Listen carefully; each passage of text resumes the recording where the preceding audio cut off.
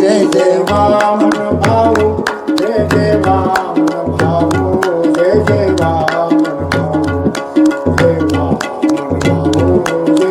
वामन भाऊ जय जय वामन भाऊ जय जय वामन भाऊ गहिनीनाथ जय जय वामन भाऊ गहिनीनाथ जय जय वामन भाऊ गहिनीनाथ जय जय वामन भाऊ गहिनीनाथ जय जय वामन भाऊ यादव बाबा जय जय वामन भाऊ यादव बाबा वामन भाऊ दामोदर दास जय जय वामन भाऊ दामोदर दास जय जय वामन भाऊ जय जय वामन भाऊ जय जय वामन भाऊ जय जय वामन भाऊ जय जय वामन भाऊ जय जय वामन भाऊ जय जय वामन भाऊ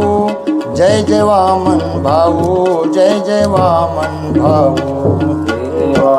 भाऊ जय जय वामन भाऊ जय जय वामन भाऊ जय जय वामन भाऊ जय जय वामन भाऊ जय जय वामन भाऊ जय जय वामन भाऊ जय जय वामन भाऊ पुंडलीक वरदे हरी विठ्ठल श्री ज्ञानदेव कामने गुण चंदनाचे अंगी कामने गुण चंदनाचे अंगी तैसे तुम्ही जगी संत जना तैसे तुम्ही जगी संत जना अवतार तुम्हा धराया कारण अवतार तुम्हा धराया नागेश्वर अर्थात महादेवाचं थोडंसं वर्णन करून आपल्याला कथेला आरंभ करायचा आहे. त्याचं कारण असं हे ग्रामदैवत आहे. ग्रामदैवतेला वंदन केलंच पाहिजे. दुसरी गोष्टी असं हे जे स्थान निर्माण झालं त्याची ही पार्श्वभूमी जी येते ती नागेश्वरापासून येते. सखोल सांगणार नाही, पहिल्या दिवशी थोडासा उल्लेख केला होता. 8 वर्ष भाऊंचा सप्ताह तिथं झाला आणि तिथूनच आमच्या अण्णासमोर बसलेले ही प्रेरणा मिळाली. बाबांनी आज्ञा दिली, बाबांनी ही जागा घेतली, निश्चित केली, या ठिकाणी गड उभारला आणि या ठिकाणी सत्ता सुरू होऊन हे 11वं वर्ष आहे. पाठीमागं जी मूर्ती आहे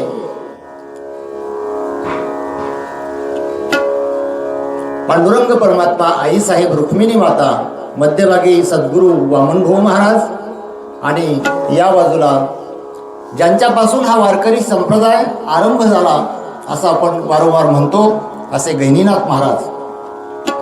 या मूर्ती स्थापनेला देखील 11 वर्ष.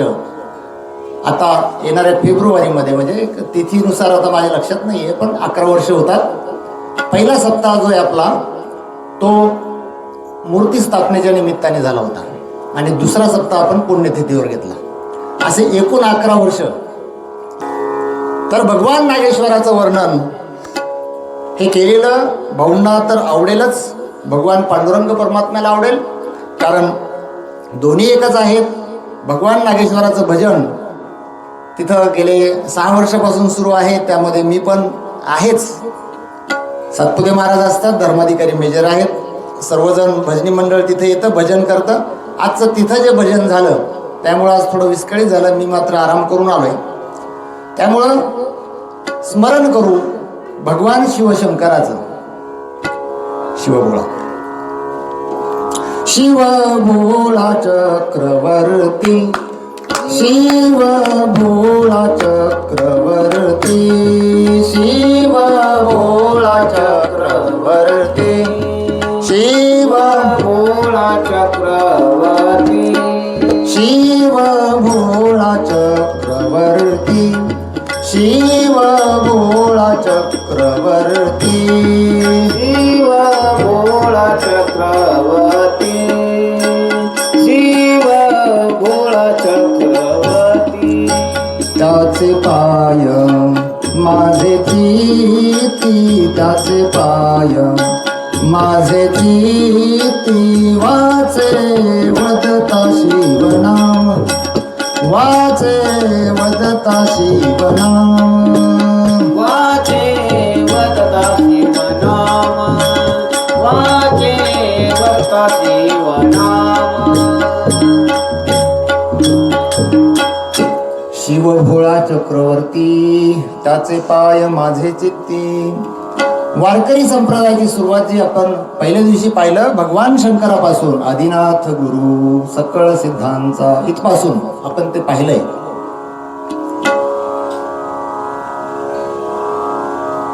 पहिले वारकरी जर कोण असतील या वारकरी संप्रदायातले, तर भगवान पांडुरंग परमात्म्याची वारी करण्यासाठी म्हणून पंढरपूरला गेलेले पहिले वारकरी कोण, तर भगवान शंकर.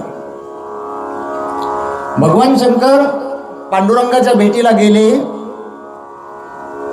पांडुरंगाला आनंद झाला, आता आमची वारी सुरू झाली असं बोलले.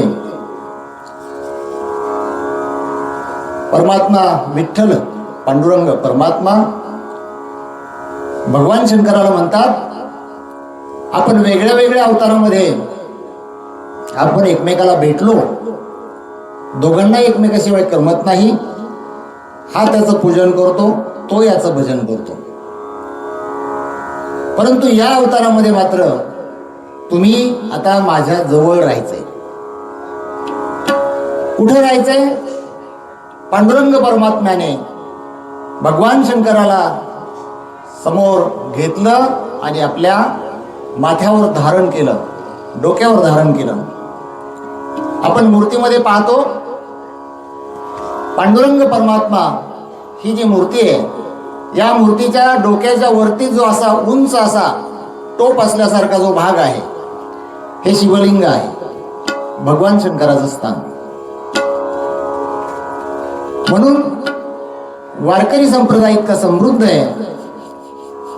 या वारकरी संप्रदायाची जी उपासना केली जाते, या उपासनेमध्ये एकादशी व्रत तर केलंच जातं, ते सांगितलंच जातं.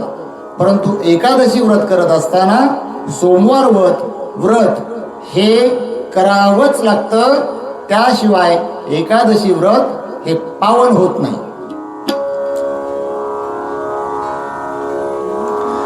एकादशी व्रत सोमवार न करीती, कोणत्याची गती होईल नेनो, कोणत्याची गती होईल नेनो, कोणत्याची गती होईल नेनो.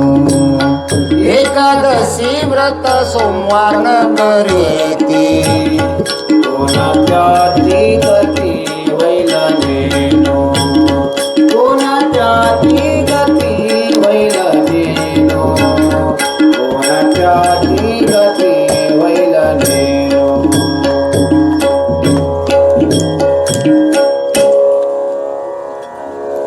एकादशी केल्यानंतर सोमवार करावाच लागतो, असा वारकरी संप्रदायाचा नेम आहे. हे मी सांगून गेलो. एकाचे हृदयी गोडी साखरेच्या ठाई, दोन्ही एकच आहेत.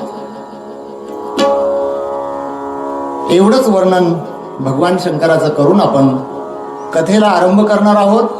आपण काल जन्मापर्यंत कथा भाऊंची पाहिलेली आहे. आपल्याला आता त्या पुढे जायचंय. कथेचा आजचा आपला हा 3रा दिवस आहे. जन्म झाला, अवतार झाला. माता ही बाई भाग्याची खान, पिता तो लाजी हा पुण्यवान, पुत्र जन्मला रत्ना समान, तयासी नाव शोभे वामन. भाऊंनी जन्म घेतला, अवतार घेतला. एक तेजपुंज बालक प्रगट झालं. आपण काल कथा पाहिली. भाऊ हळूहळू मोठे होऊ लागले, खेळू लागले, रांगू लागले, हळूहळू चालू लागले. शालेय शिक्षण त्यांचं जे 4थी पर्यंत प्राथमिक शिक्षण आहे ते बोरगाव चकल्या याच गावी झालं. तिथून थोडे मोठे झाल्यानंतर भाऊ मूळ गावी म्हणजे फुलसांगवी या ठिकाणी आले. त्या ठिकाणी त्यांचे बंधू, त्यांचे वडील, त्यांची आई यांच्यासोबत ते परत राहू लागले. अधूनमधून ते बोरगाव चकला या ठिकाणी आपल्या आजीकडे जात होते. याचं कारण असं, कालच मी सांगून गेलो, आजी आवाबाई याच भाऊंना आईप्रमाणे होत्या. कारण जन्म दिला एका आईने, परंतु संगोपन केलं हे आजीने. तीच आजी म्हणजे तीच आई. तेथून ते इकडे यायचे, कधी तिकडे जायचे. पिता तोलाजीराव, सावत्र आई रंभाबाई, थोरले भाऊ नारायण आणि दुसरे भाऊ साहेबराव असे एकत्र काही दिवस ते भाऊ त्या ठिकाणी राहिले. आपल्या घरी राहू लागले. थोरले भाऊ नारायण यांचं त्यांचं जरा जास्त प्रेम होतं.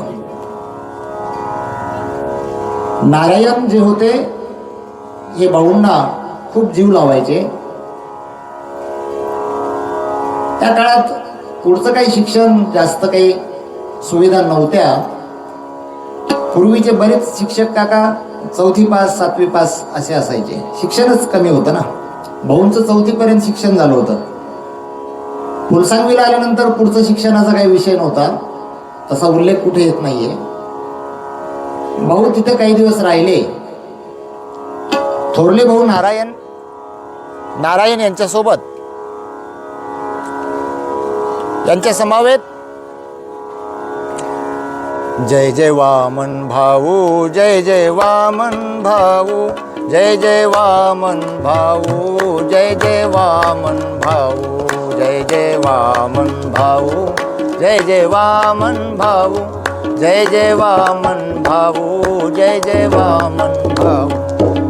भाऊ आपल्या मूळ गावी राहू लागले. त्यानंतर थोरले भाऊ नारायण यांच्यासोबत ते गायी वळायला जायचे, गायी चारायला जायचे. त्यांचं मन रमत नसायचं. मात्र सवय लागली होती आजीकडे राहण्याची. बालपण गेलं होतं आजीकडे. आजोळी जास्त दिवस राहिले होते. वडिलांकडे आले. तिथं मात्र त्यांना करमत नव्हतं. काही सवंगडी गोळा केले. पूर्वीही त्यांनी सवंगडी गोळा केले होते बोरगाव चकला या गावी. फुलसांगवी या ठिकाणी सुद्धा त्यांनी आपले सवंगडी गोळा केले. आणि त्यांना मात्र हरिभक्तीबद्दल काही गोष्टी सांगू लागले. त्यांना नामस्मरण करण्याचा आग्रह धरू लागले. परंतु ते मित्र मात्र काही त्यांचं काही ऐकत नव्हते. म्हणून भाऊ उदास झाले. आपले मित्र ऐकत नाहीत, नामस्मरण करत नाहीत. खूप उदास झाले. सवंगडी काही ऐकत नाहीत. भाऊंना खूप वाईट वाटू लागलं. पांडुरंगाला भाऊंनी विनंती केली, पांडुरंगा यांना माफ कर. यांना याची समज नाही, हे अज्ञानी आहेत. उदास होऊन भाऊ घरी आले. संत हे सहज घडत नसतात, त्यामुळे आपण हे वर्णन करतोय. वामनभाऊ महाराज हे काय फक्त महाराज कीर्तनकार वगैरे प्रवचनकार वगैरे नव्हते, ते संत होते. ते संत कसे होते याचा उलगडा आपण या कथेतून हळूहळू माझ्या बुद्धीप्रमाणे आपण करण्याचा प्रयत्न करत आहोत. घरी वडिलांकडे आले. वडील म्हणले, बाळ काय झालं, आज जरा उदास दिसतोस. भाऊ म्हणले, माझे मित्र आहेत ना, त्यांना मी नामस्मरण करण्याचा आग्रह धरतोय, परंतु ते काही माझं ऐकत नाहीत, म्हणून मी उदास आहे. वडील म्हणले, जाऊ दे ना, मग काय करायचंय तुला, त्यांचं खेळण्याचं वय आहे, तुझं कसं ऐकतील, तू लहान आहेस. भाऊ वयाने लहान होते, फक्त अवस्थेने लहान नव्हते. मी परवा माऊलींबद्दल सांगताना सांगितलं, संत हे जन्मतः सिद्ध असतात. त्यांना कुठली अवस्था प्राप्त होण्याची गरज नसते. भाऊंचा विचार जो आहे तो फार प्रगल्भ होता. अगदी बालवयामध्येच त्यांना जी समज होती ती एवढी अफाट होती. वडील जाऊ दे म्हटले, त्यावर भाऊंनी उत्तर दिलं, मानव देहाला आल्यानंतर नामस्मरण तर सर्वांनी केलंच पाहिजे ना. त्याशिवाय या जीवाचा उद्धार कसा होणार? वडिलांना आश्चर्य वाटलं मोठं. हे कुठून शिकून आला आपला मुलगा? याला हे कसं माहीत झालंय? तोलाजीराव काही वेळ थांबले, त्यांना काही कळे ना भाऊंशी काय बोलावं. तो बाल वामन म्हणायला बाल छोटं रूप होतं, परंतु ती कीर्ती किती मोठी होती हे या प्रसंगातून आपल्याला लक्षात येईल. वडील म्हणाले, तुला नक्की काय करायचंय? भाऊ म्हणाले, मला नवविद्य भक्ती करायची आहे. ऐका, नवविद्य भक्ती.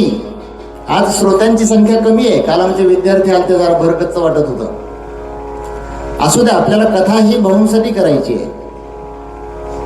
जिथे कथा असते, जिथे कीर्तन असतं, तिथे देव उभा असतो. पांडुरंग परमात्मा याचं प्रमाण आहे. तेथे असे देव उभा. त्यामुळे आपली ही कथा आहे, हे प्रत्यक्ष भाऊ ऐकतायत. गहिनीनाथ महाराज बाजूला बसलेले ते ऐकतायत. पांडुरंग परमात्मा एका भक्ताचं चरित्र, कालच मी त्याचं वर्णन केलं. तेही प्राणा परवते, आवडती मज निरुते, आवडती हे निरुते, जे भक्त चरित्राते प्रशंसती. ही ओवी आहे. भक्ताचं चरित्र हे भगवंताला आवडतं, म्हणून आपण हे चरित्र कथा करत आहोत. नवविद्य भक्ती. वडील म्हटले, काय प्रकारे हे जरा सांग मला. कुठून आणलीस तू नवविद्य भक्ती? गुण ऐकावे देवाचे. फक्त गुण जर ऐकायचे असले, कोणी सांगत असलं ना, तर देवाचे तेवढेच गुण ऐकावेत. पहिला प्रकार, स्तुती पाठ त्याचेची करावे. स्तुती करावी फक्त भगवंताची, त्या विठ्ठलाची करावी. स्मरण त्याचेच करायचे, विठ्ठलाचे स्मरण करायचे फक्त. हे भक्तीचे प्रकार आहेत. शरण त्यासीच जावे. फक्त विठ्ठलाला, पांडुरंगाला, परमात्म्याला शरण जावं, अन्य कुणाला शरण जाऊ नये. पूजन त्याचेच करावे. विठ्ठलाचंच पूजन करावं फक्त. दास्यत्व त्याचेच स्वीकारावे. दास्यत्व, काल दास या पदाची शब्दाची व्याख्या थोडी कीर्तनकार आपले कालचे होते, त्यांनी दास कुणाचा असावं हे सांगितलं होतं. दास्यत्व त्याचेच स्वीकारावे. भगवंताचाच दास व्हावा, अन्य कुणाचा दास होऊ नये. प्रचार प्रसार त्याचाच करावा. या वारकरी पंथाचा प्रचार मी करील. भक्ती पूजा त्याचीच करावी. आणि शेवट, सखा त्यासीच मानावे. मित्र करावा तर तोच. असं वर्णन या आपण जो ग्रंथ पाहतोय, शांतीब्रह्म एकनाथ महाराजांचे वंशज असणारे महाराज प्रमोद महाराज गोसावी यांनी या एका अध्यायामध्ये हे वर्णन केलेलं आहे. तोलाजीरावांना हे सगळं ऐकून आणखी आश्चर्य वाटलं. एवढी समज कुठून आली भाऊंना? हे माझ्या वामनला, भाऊ तोपर्यंत नाव नव्हतं. आणि त्यांच्या दृष्टीने हा माझा मुलगा, त्यांच्या दृष्टीने काय त्यांना माहिती की माझ्या पोटी कोण अवतार घेऊन आले. ते अवतार काय, बालपणी संत कळत नसतात. संत कळायला कृतीतून, त्या अवस्थेतून जावं लागतं, मग संत कळतात. मी काल ज्याप्रमाणे सांगितलं, माता व्हायला, मातृत्व प्राप्त व्हायला आई व्हावं लागतं. तसंच हे संत, हे सुद्धा पद सहज नाही प्राप्त होत. ते बालपणी नाही प्राप्त होत, अवस्थेतून प्राप्त होतं. हे लक्षात घ्या. तोलाजीराव म्हटले, अरे इतके प्रकार तू सांगितले, मला नाही कळले बाबा, हे परत एकदा सांग. आता मी नाही परत सांगणार, तुम्ही लक्षात ठेवा. तोलाजीराव यांना थोडस आश्चर्य वाटलं. ते म्हणले, मग असं कर ना, तू शेवटचा प्रकार कोणता सांगितला? तुझे मित्र तुला सोडून गेले ना, मग तूच आता मला नवविध भक्तीतले प्रकार सांगितलेत ना, त्याच्यातली 9वी भक्ती जी आहे ही तूच सांगितलीस. सखा त्यासीच मानावे,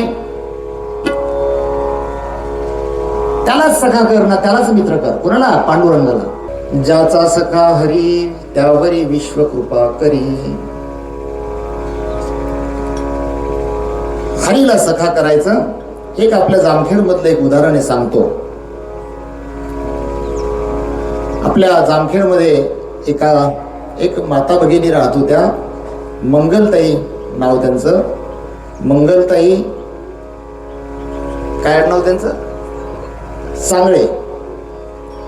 मंगलताई सांगळे नावाच्या एक व्यक्ती होत्या, स्त्री होत्या. त्या श्रीकृष्णाची भक्ती करायच्या. त्या श्रीकृष्णाला आपला मुलगा मानायच्या. या भक्तीतला तो एक प्रकार आहे. पतीचं निधन फार कमी वयामध्ये झालं होतं. तरुणपणापासून त्या वृद्ध होईपर्यंत एकट्या राहत होत्या. मुलबाळ नव्हतं. कृष्णालाच आपला मुलगा म्हणलं. एक बालमूर्ती श्रीकृष्णाची त्या देवघरामध्ये त्यांची असायची आणि त्याची ते पूजा करायची आणि त्यालाच आपला मुलगा मानून कुठे गेल्या बाहेरगावी की त्याला नवीन कपडे आणणार, बाहेर गेल्या खाऊ आणणार, मिठाई त्यांना देणार, त्याच्याशीच बोलणार, त्याच्याशीच भांडणार, दुःख त्यालाच सांगणार, सुख त्यालाच सांगणार. मुलाप्रमाणे नातं लावलं श्रीकृष्णाबरोबर. हा एक भक्तीतला प्रकार आहे. कसे भाऊंनी हे भक्तीचे प्रकार सांगितले आणि ठरवलं शेवटी, मी आता माझे मित्र मला सोडून गेले ना, मी आता यांनाच पांडुरंगालाच सखा करेल. देवाशी असं कोणतं तरी नातं जोडलं पाहिजे भक्ताने, त्याशिवाय त्याची भक्ती जी आहे ती समृद्ध होणार नाही. हे भक्तीचे वेद जे आहेत ते भाऊंना लागले. एके दिवशी असं झालं, गावाच्या जवळ तिंतरवणी म्हणून गाव, त्या गावामध्ये स्वामी बंकट स्वामींचे कीर्तन होते. त्या कीर्तनाला त्या काळामध्ये आजूबाजूचे सर्व गावं यायचे. तिंतरवणीमध्ये स्वामींचं कीर्तन होणार होतं. माहीत झालं, त्या काळात प्रसिद्धी माध्यमं नव्हते, व्हॉट्सअप ग्रुप नव्हते, फेसबुक नव्हतं, इंस्टाग्राम नव्हतं, यूट्यूब नव्हतं, फोन नव्हते, काहीच नव्हतं, पॉम्पलेट बी नसायच्या. तरी वाऱ्यासारखी बातमी यायची, अमक्या अमक्या दिवशी स्वामींचं कीर्तन आहे. मग तिथं आता जसं इथं संध्याकाळी कीर्तनाला येतात, कथेला नाही येत तितके लोक समजा, कीर्तनाला मंडप मात्र फुल भरलेला असतो.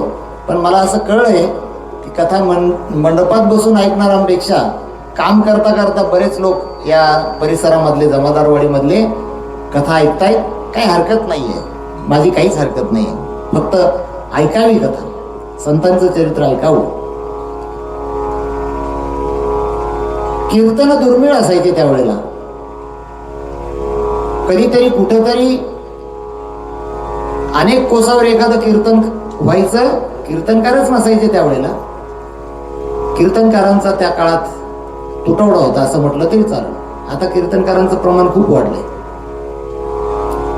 पूर्वी एखादा कीर्तनकार गैरहजर राहिला, आबा आपल्याला शोध घ्यावा लागायचा. आता कोणाला सांगायचं? आता 2-4 कीर्तनकार इथेच असतील टाळू.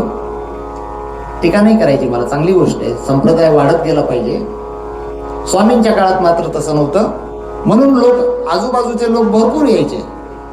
मग त्या कीर्तनासाठी गेले बोरगावचे लोक, फुलसांगवीचे लोक, त्यांच्याच सोबत प्रत्यक्ष भाऊ सुद्धा त्या कीर्तनाला गेले. तिथे जाऊन पाहतात तर भव्य दिव्य ते स्वरूप म्हणजे पूर्वीचं जे स्वरूप असायचं अतिशय साधं. मी सुद्धा लहानपणी कीर्तन ऐकलेले बिगर लाईटचे, बिगर माईकचे. तो काळ माझ्याही जुना आहे, आधीच आहे. मी जिथं राहत होतो तिथं लाईट नव्हती. तिथं मी चांगले चांगले कीर्तन ऐकलेले आहेत आमच्या मामांकडे. परंतु त्या काळात लाईट नव्हती. मृदंग वाजवण्यासाठी एक लोखंडी टिपाळ ठेवला असायचं, त्याच्यावर मृदंग, आणि उजेडासाठी एक बत्ती, कंदील, आणि फार झालं तर टेमे असायचे. आता आपला जो काळ आपण वर्णन करतोय त्याला टेमेवर काम असायचे. बिगर माईकचे कीर्तन, पण स्वामींचा आवाज इतका खडा, एवढा भारदस्त पहाडी आवाज. कीर्तन सुरू झालं. भाऊ खाली नाही बसले. लहान वय होतं, परंतु आवड इतकी होती.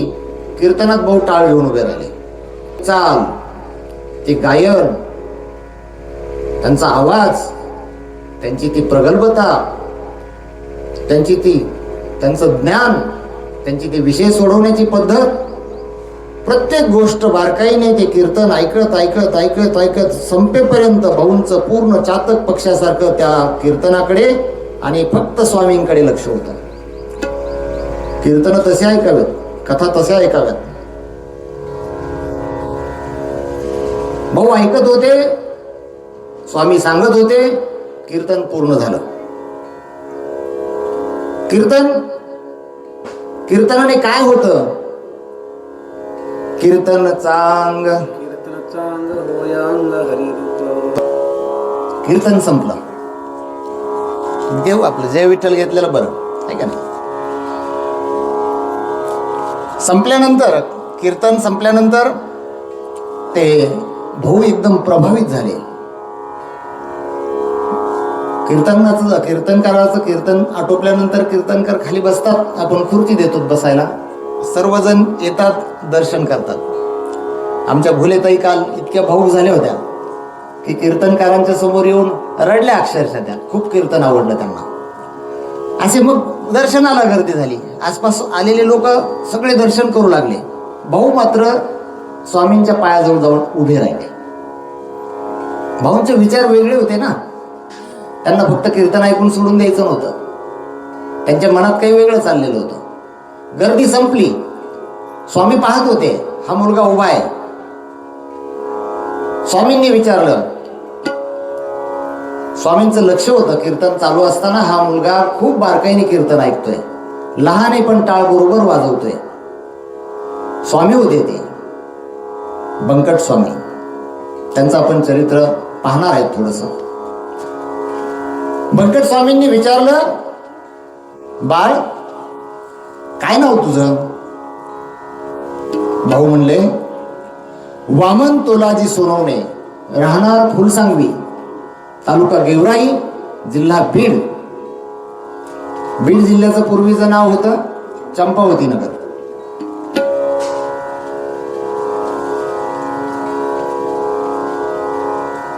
तो कीर्तन माझं फार बारकाईने ऐकत होतास बाळ. स्वामी महाराज, मला तुमचं कीर्तन खूप आवडलं. भाऊंचं आणि ते स्वामींचं संभाषण आहे. मी माझ्या बुद्धीप्रमाणे ते मांडतोय. कथा संपल्यानंतर मला म्हणतात तुमची कथा फार चांगली झाली. आता जे चांगलं असेल ना हे भाऊंचं, जे त्यातलं गोड वाटत असेल ते सगळं भाऊंचं, आणि जाता जाता वाटत असेल ना हे बारगजी सरनी उगाच सांगितलं, हे कशाला सांगितलं बाबा, ते माझं, ते मलाच परत देऊन टाकायचं. जेवढं शुद्ध आहे, जेवढं पवित्र आहे ते सर्व भाऊंचं समजून स्वीकारायचं. भाऊ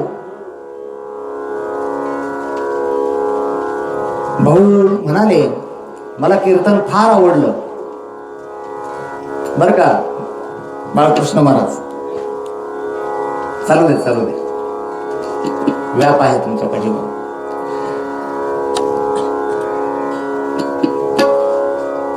भाऊंच्या मनात वेगळे विचार चालू होते. भाऊ पटकन बोलून गेले, स्वामी मला तुमचं शिष्य व्हायचंय, तुम्ही माझे गुरु व्हाल.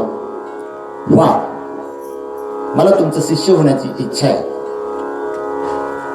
स्वामी लक्षात आलं, हा बालक आहे लहान परंतु काहीतरी वेगळा आहे. स्वामींनी ओळखलं त्याला. स्वामी काही सामान्य नव्हते. दोन महापुरुषांचं ते संभाषण होतं, बंकट स्वामी आणि संत वामनभाऊ महाराज. बंकट स्वामी म्हणाले, बाळ नक्की मी तुला शिष्य करून घेईल. स्वामीच्या जवळ तुळशीची माळ होती.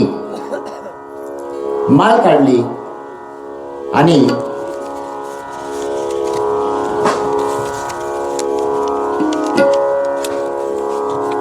भाऊंच्या गळ्यामध्ये माळ घातली. आणि मंत्र दिला रामकृष्ण हरी. सांगितलं एकादशी कर, सोमवार कर, हरिपाठ पाठ कर, नामस्मरण कर, रामकृष्ण हरी रामकृष्ण हरी रामकृष्ण हरी. भाऊंनी तो मंत्र घेतला रामकृष्ण हरी. स्वामींची कृपा झाली, बंकट स्वामींची कृपा झाली.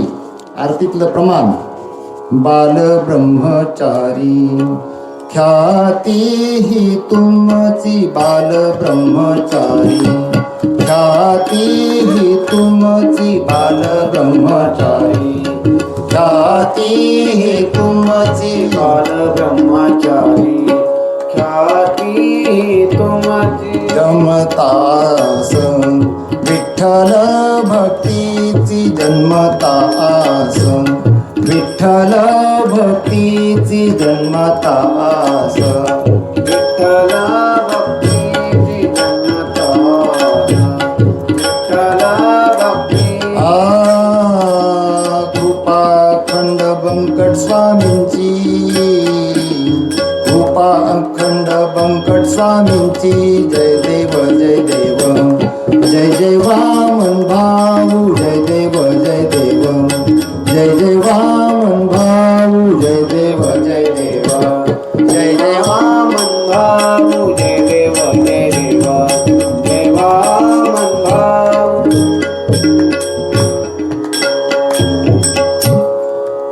भाऊंची आरती ही बाल ब्रह्मचारी ख्याती ही तुमची. भाऊंनी ब्रह्मचारी व्रत घेतलं होतं बालपणामध्येच, त्यामुळे यामध्ये वर्णन आलेलं आहे बाल ब्रह्मचारी. ब्रह्मचारी होणं फार अवघड आहे आणि ते टिकवणं त्याही पेक्षा अवघड आहे. एखाद्याचं लग्न झालं नाही म्हणून तो ब्रह्मचारी नाही होत हवा. फार अधिकार नाहीये मला बोलायचा, तितका मोठा वक्ता नाहीये मी, परंतु केवळ लग्न झालं नाही म्हणून एखादा ब्रह्मचारी होत नाही. ब्रह्मचारी व्रत धारण करण्याची प्रतिज्ञा करून संकल्प करून जन्मभर ते व्रत पालन करावं लागतं, तरच तो ब्रह्मचारी होतो.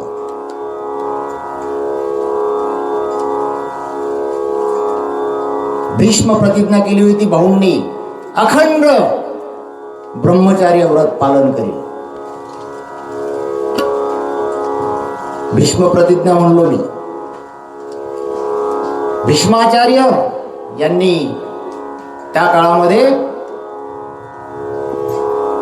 आपल्याला खोलवर नाही जायचं, आपण बरेच इतिहास पाहत आलोय आता, फार बारकाव्याने पाहत चाललो. आपल्याला भाऊंचं चरित्र पुढे जायचंय. प्रतिज्ञा केली होती अजन्म अखंड ब्रह्मचार्य व्रत. भाऊंनी ती पाळली, ब्रह्मचारी राहिले. आस जन्मता विठ्ठल भक्तीची, जन्मापासूनच भक्तीची आस होती आणि त्यामध्ये कृपा झाली बंकट स्वामींची. मार्ग मिळाला, मार्गदर्शक मिळाला, आनंद झाला भाऊंना. आपल्याला कुठं जायचंय, इथून गहिंदत गडावर जायचंय. कुणाला तरी पत्ता विचारला, त्यांनी सांगितला हा हा मार्ग आहे, इथून जा, सौताडा वांद्रा फाटा.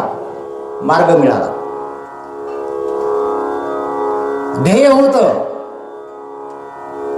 प्राप्तीचं, भगवंताच्या प्राप्तीचं, भाऊंचं. तिथपर्यंत पोहोचायला गुरु पाहिजे ना. मग गुरु मिळाला, मार्गदर्शक स्वामींसारखा इतका महान गुरु मिळाला. भाऊंना आनंद झाला. स्वामींनी वचन दिलं, आज्ञा दिली, वचन नाही म्हणतायचं. माळ घातली, मंत्र दिला, तू आता सेवा करायला सुरू कर, तू गावी जा, योग्य वेळ आल्यानंतर मी तुला येथून आळंदीला घेऊन जाईल. भाऊ त्यांच्या त्या छंदामध्ये आपल्या चुलत्यासोबत, गावकऱ्यांसोबत फुलसांगवी या गावी आली.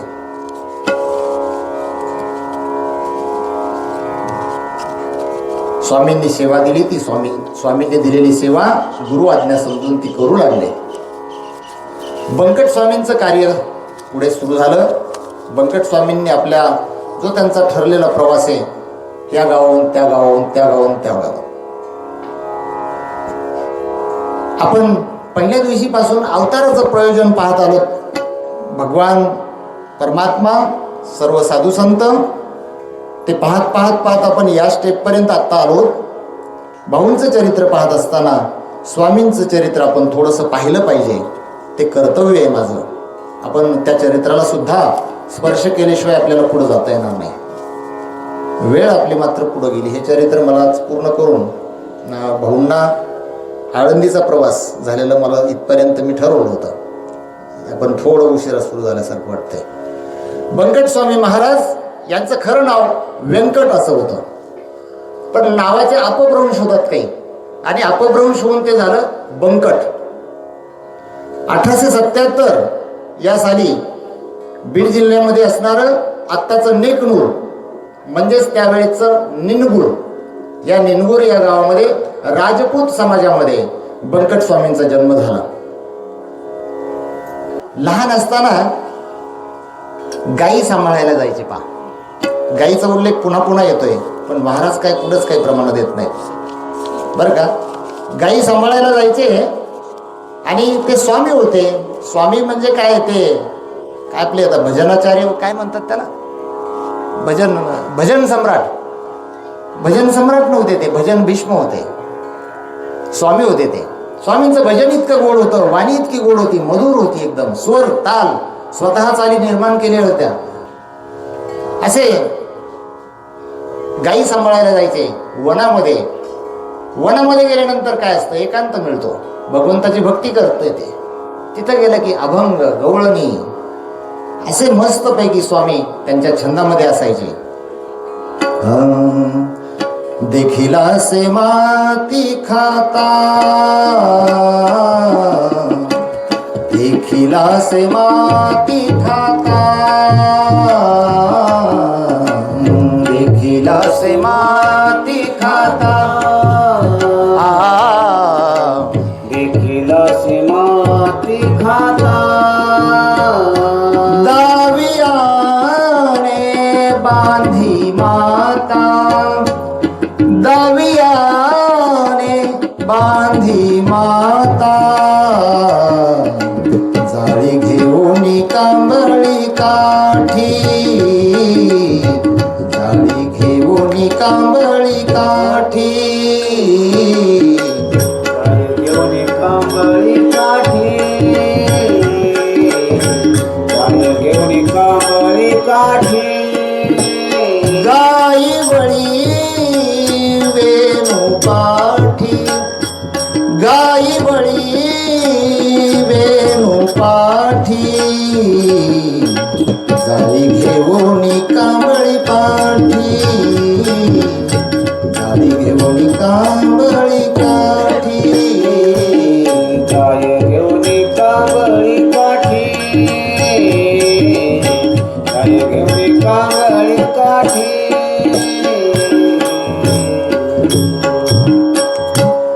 गाई बळी वेणू पाठी. गाईचं वर्णन आलंय, गाई सांभाळत होते म्हणून. भगवान श्रीकृष्ण गाई वळत होते, त्याप्रमाणे आमचे सर्व साधू संत हे देखील गाईचा सांभाळ करत होते. त्या काळात गाईचं संवर्धन केलं जायचं, आजच्या काळामध्ये होत नाही, कारण त्या गाईची जागा दुसऱ्याच गाईने घेतली. गाई ही पवित्र आहे. आपल्या धर्मामध्ये गाईला अतिशय महत्त्वाचं स्थान आहे. म्हणून भगवान श्रीकृष्णाने गायी वळलेल्या आहेत. अनेक लीला, अनेक वर्णन, त्याची तिची गवळण तुकोबारायांची गवळण. आणि गुरुवर्य परमेश्वर महाराज जायभाय जोगमहाराज संस्थेमध्ये भजन शिकवतात. त्यांच्याकडून बऱ्याच चाली मला मिळाल्यात. काही म्हणता येतात, काही काही नाही म्हणता येत, काही जातात मधूनच इकडं तिकडं. पण प्रयत्न करत होतो आम्ही, प्रयत्न केला पाहिजे. पुढे इगतपुरी या ठिकाणी लक्ष्मण वाणी यांच्या घरी त्यांच्या दुकानावर स्वामी कामाला राहिले. आता दुकानात राहिले म्हणजे गडी म्हणून राहिले. मग गड्याचं काय काम असतं, मिळेल ती सेवा करायची. सेवा करत करत करत त्याच गावचे लक्ष्मण बुवा इगतपुरीकर, वारकरी शिक्षण संस्थेतले अध्यापक, हे त्याच गावचे. स्वामींची त्यांची भेट झाली.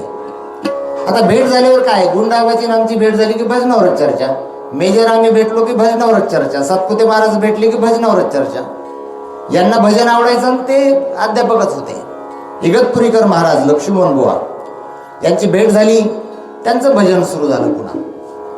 असं करत करत करत स्वानंद सुखनिवासी विष्णुबुवा जोग महाराज यांनी त्यावेळेला आळंदीमध्ये वारकरी शिक्षण संस्था काढली होती. आणि त्या संस्थेसाठी विद्यार्थी किंवा शिक्षक शोधण्याच्या कारणासाठी ते महाराष्ट्रभर तेही फिरायचे.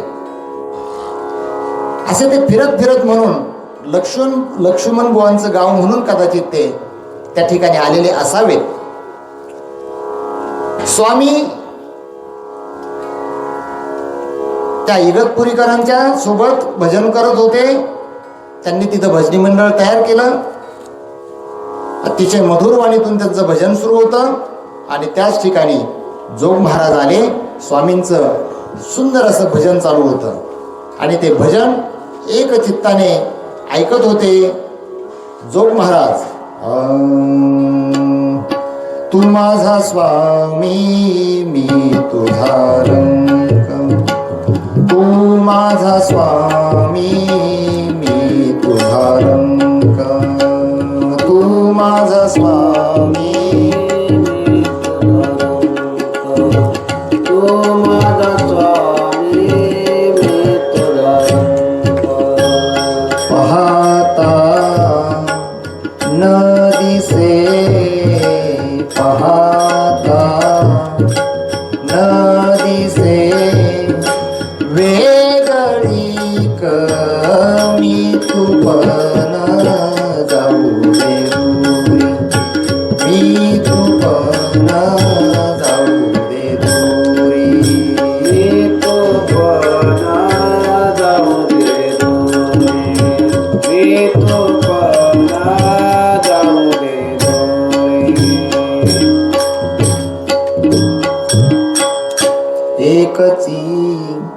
घोंगडे पांघरू हरी मी तुपन.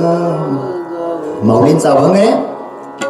बाप रखुमा देवी वरू विठ्ठलुराया, विठ्ठलुराया लागे ना मी पाया वेळोवेळा, लागे ना मी पाया वेळोवेळा, मी तुपन जाऊ दे दुरी. आमच्या गुरुजींची अतिशय फेवरेट चाली. स्वामींचं भजन चालू होतं. जोग महाराज तिथे आले. ते म्हणले, हा हिरा आता आपल्याला सापडला. ऐकताय ना सर्वजण काळजीपूर्वक. त्यांना शोधच पाहिजे होता ना, एक एक माणूस पाहिजे होता. सापडले. विष्णुबुवा जोग बंकट स्वामींना म्हणाले, काय नाव तुझं? माझं नाव व्यंकट राजपूत. स्वामींनी उत्तर दिलं, काय करतोस? एका दुकानावर कामाला आहे. काय काम करतोस? ते सांगतील ते काम करावं लागतं. मी विष्णुबुवा जोग, आळंदीमध्ये मी वारकरी शिक्षण संस्था काढली आहे. विद्यार्थ्यांची गरज आहे. तुझा आवाज खूप गोड आहे. संस्थेला तुझी गरज आहे. तू जर संस्थेत आलास तर तुझं कल्याण होईल. येतोस का आमच्या बरोबर संस्थेत?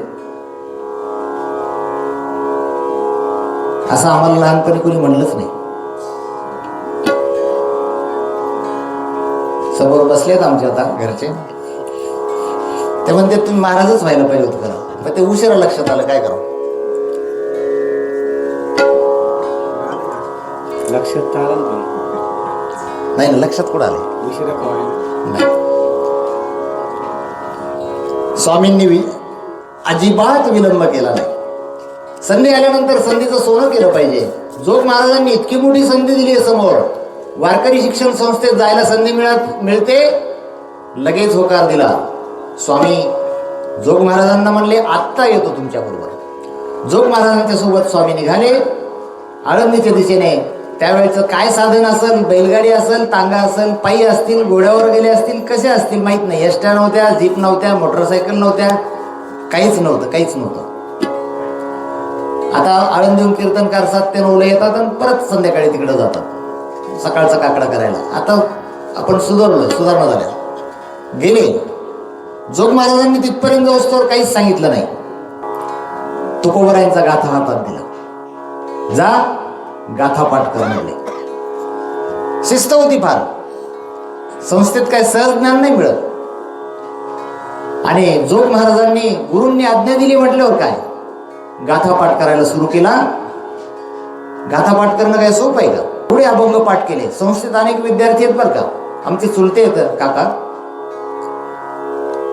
मुरलीधर महाराज बारगजे, हे गाथा पाठ करणारे जे काही जुने विद्यार्थी आहेत त्यांच्यापैकी एक आहे. बारकावे इतके त्यांच्याकडे अजूनही त्यांचे पूर्ण गाथा पाठ आहे. मग तिथं जे संस्थेमध्ये याची जी परीक्षा होती ना पाठांतराच्या परीक्षेचे ते परीक्षक आपल्या महंत विठ्ठल महाराज यांचे ते अतिशय जवळचे मित्रच आहेत म्हटलं तरी चालेल. जोग महाराजांनी ती शिकवणच दिली होती, गाथा पाठ करा. मालिका काढली होती संस्थेची, पाठ करा, काकडा पाठ करा, हरिपाठ पाठ करा. आता स्वामींनी गाथा पाठ केला.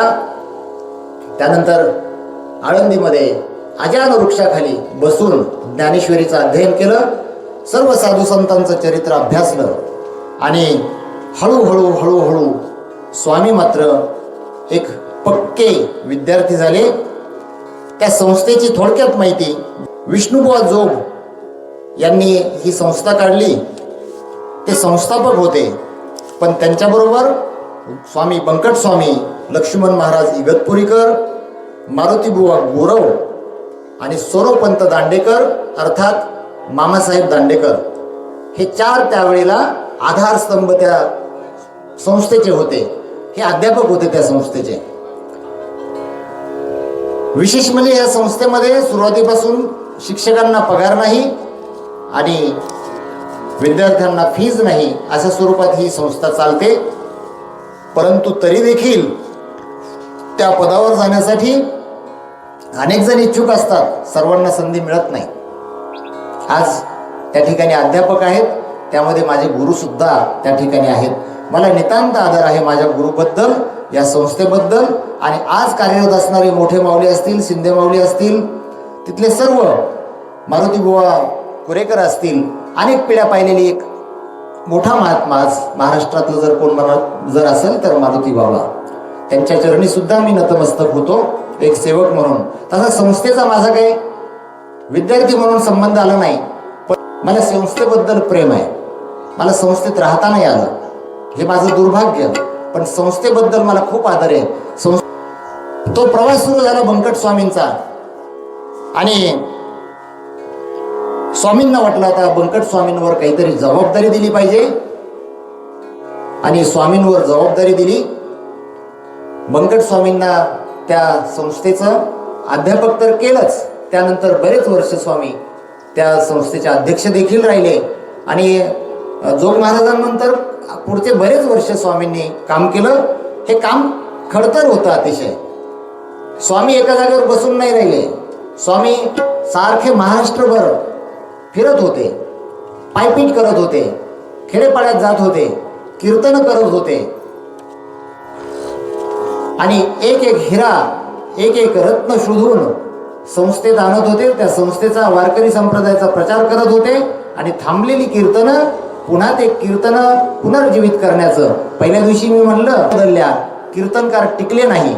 मराठवाड्यामध्ये मुस्लिम राजवट होती, त्या ठिकाणी कीर्तन करण्यासाठी मज्जाव होता.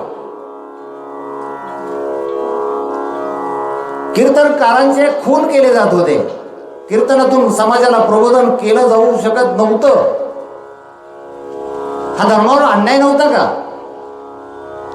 परंतु काही चालत नव्हतं. सत्तेपुढे शहाणपण चालत नाही असं म्हणतो आपण, त्यानुसार. परंतु बंकट स्वामी मात्र काहीतरी ध्येय घेऊन आलेले होते. त्यांना संस्थेचा प्रचार करायचा होता, या वारकरी पंथाचा प्रचार करायचा होता. गावगाव फिरले आणि मराठवाड्यात सुद्धा सर्वात जास्त फिरले आणि कीर्तन ही परंपरा त्यांनी पुन्हा जिवंत केली बंकट स्वामींनी. साधं धोतर असायचं, गावठी धोतर असायचं, अंगावर शर्ट नसायचा. बंकट स्वामींचे उघडेच फोटो आहेत पहा.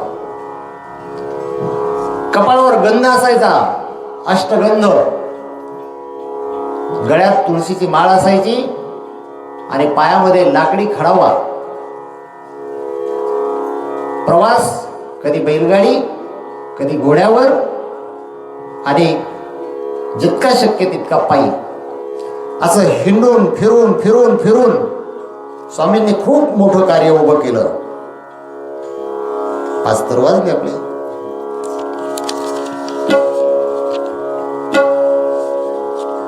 कोरडा सिधा घ्यायचे.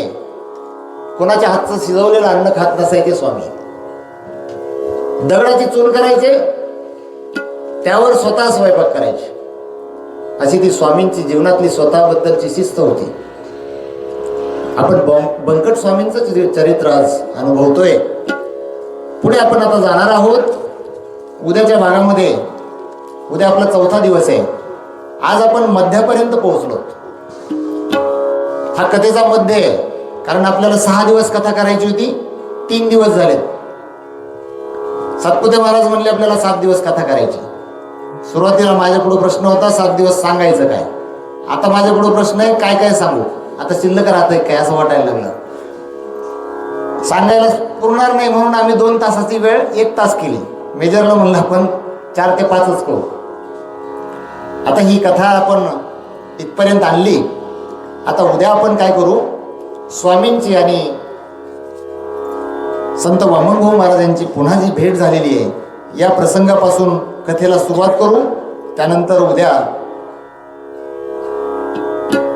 आळंदी क्षेत्री संत वामनभाऊ महाराज बंकट स्वामींबरोबर जाणार आहेत आणि तिथून पुढं आता खरं पुढचे 3 दिवस हे आपल्याला जास्तीत जास्त चरित्र मात्र आता इतर कुठलंच काही आता मध्ये शिल्लक राहिलं नाही. आणि मी माझ्या बुद्धीप्रमाणे आत्तापर्यंत जे सांगितलंय त्याच्यामध्ये व्यर्थ काही सांगितलं नाही असं मला वाटतंय बरं का. मी काही दुसरे कुठले उदाहरणं दिले नाही. हे व्यासपीठ अशा ठिकाणचं आहे, हे गैनाथगडाचं व्यासपीठ आहे.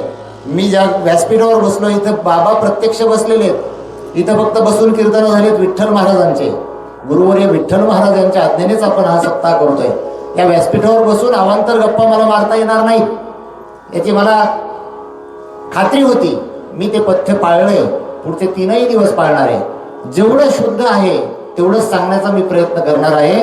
आता उद्यापासून आपण पुढचे 3 दिवस भाऊंचं चरित्र, भाऊ संस्थेत कसे राहिले, संस्थेतून पुन्हा गडावर कसे आले आणि तिथून त्यांचं कार्य कसं सुरू झालं, ते संत कसे होते, ते कृपाळू कसे होते आणि ते प्रेमळ कसे होते, ते रागीट कसे होते. त्यांचं चरित्र सांगत असताना फक्त केवळ सांगितलं जातं भाऊ रागीट होते, पण मी दोन्ही बाजू सांगणार आहेत. आपण आज अभंगाला स्पर्श केलाय. तुम्ही संत माय बाप, माय काय आणि बाप काय, आई आणि वडील हे दोन्ही भूमिका संत वामनभाऊंकडे होत्या. त्यामुळे पुढच्या 3 दिवसामध्ये दोन्ही पार्ट आपण पाहणार आहोत कथेचे, चरित्राचे. माझ्या बुद्धीप्रमाणे मी ते सर्व करणार आहे. आता सातपुते महाराजांना विनंती करतो छान एक गवळण म्हणा आणि गवळण झाल्यानंतर एक फक्त आरती होईल भाऊंची आणि मग आजच्या कथेचा समारोप होईल. त्यापूर्वी 2च मिनिट. श्री क्षेत्र गैनाथगड या ठिकाणचं हे 50वं वर्ष संत वामनभाऊ महाराजांच्या समाधीचं अर्थात सुवर्ण महोत्सवी वर्ष. या निमित्ताने श्री क्षेत्र गैनाथगड या ठिकाणी भाऊंच्या मंदिराच्या कळसावर सोन्याचा कळस, सुवर्ण कळस बसवला. म्हणून हा सुवर्ण महोत्सव आणि त्या महोत्सवाच्या निमित्तानेच जमादारवाडी येथे जरी 11वं वर्ष असलं तरी 50वं वर्ष जे गडाचं आहे याच निमित्ताने हा कथेचा भाग माझ्याकडे आला. पूज्य महंत मठाधिपती श्री गुरुवर्य विठ्ठल महाराज यांच्या आज्ञेने, त्यांच्या मार्गदर्शनाने सुरू असलेल्या या सप्ताहामध्ये आजचा 4थ्या दिवसाची कथा आपला समारोप होत आहे. सातपुते महाराज. माधवा मुरली मनोहर रे मा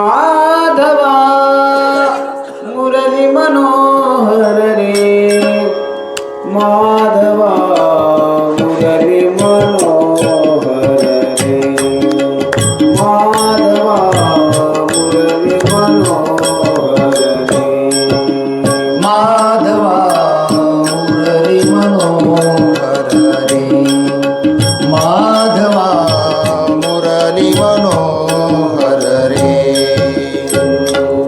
माधवा मुरली मनोहर रे माधवा मुरली मनोहर रे माधवा मुरली मनोहर रे माधवा मुरली मनोहर रे माधवा मुरली मनोहर रे माधवा मुरली मनोहर रे